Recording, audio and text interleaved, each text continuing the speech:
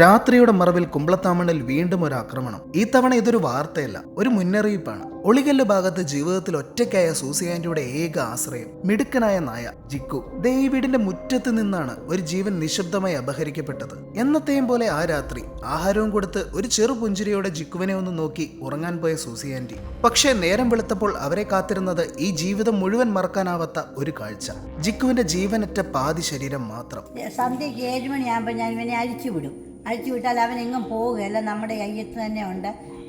ഒരു 10 വരെ ആയപ്പം ചോറ് കൊടുത്ത് പൂട്ടിക്കഴിഞ്ഞ് യാതൊരു കുഴപ്പമില്ലായിരുന്നു. അത് കഴിഞ്ഞ് രാവിലെ ഞാൻ വെളുപ്പിന് എഴുന്നേറ്റു. അന്നേരം സാധാരണ അങ്ങനെ നോക്കുന്നത്, അല്ലാതെ പ്രത്യേകിച്ച് വെളിയിൽ ഇറങ്ങുന്നതല്ല. ഒരു 7 മണി ആയപ്പോഴാണ് ഞാൻ ഇറങ്ങി വന്ന് ഇവനെ കാണാൻ ഞാൻ ഇവിടോട്ട് വന്ന് നോക്കിയപ്പം ആള് അവിടെ കിടക്കുവാണ്.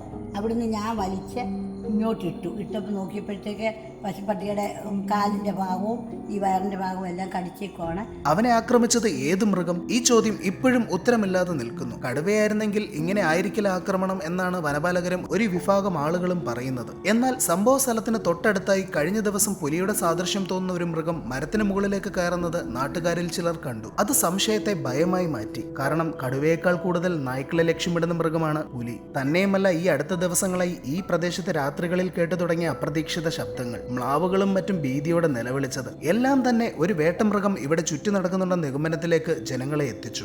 മിനിഞ്ഞാന്ന് വൈകിട്ടും 2 മ്ലാവ് നേരത്തെ അലച്ചു പോയി. അതിൻ്റെ പുറകെ കടുവയാണോ എന്തോ ആണോ അലച്ചു പോകുന്നുണ്ടായിരുന്നു. രാത്രി മുഴുവൻ ഇന്നലെ മ്ലാവ് അയ്യത്തുണ്ടായിരുന്നു.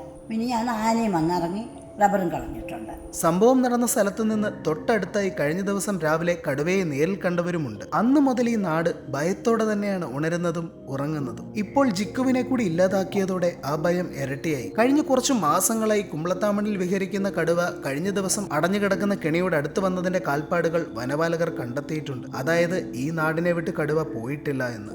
ഞാൻ തന്നെയുള്ളത് കൊണ്ട് ഞാൻ സന്ധ്യ കഴിഞ്ഞ് വെളിയിലിറങ്ങും. എൻ്റെ പിള്ളേരെ ഞാൻ ഇങ്ങനെ വളർത്തിയിട്ടില്ല. അതുപോലെ ഇവിടങ്ങളിൽ എല്ലാവർക്കും പട്ടിയെ അറിയാം, എങ്ങും പോകുന്നതല്ല.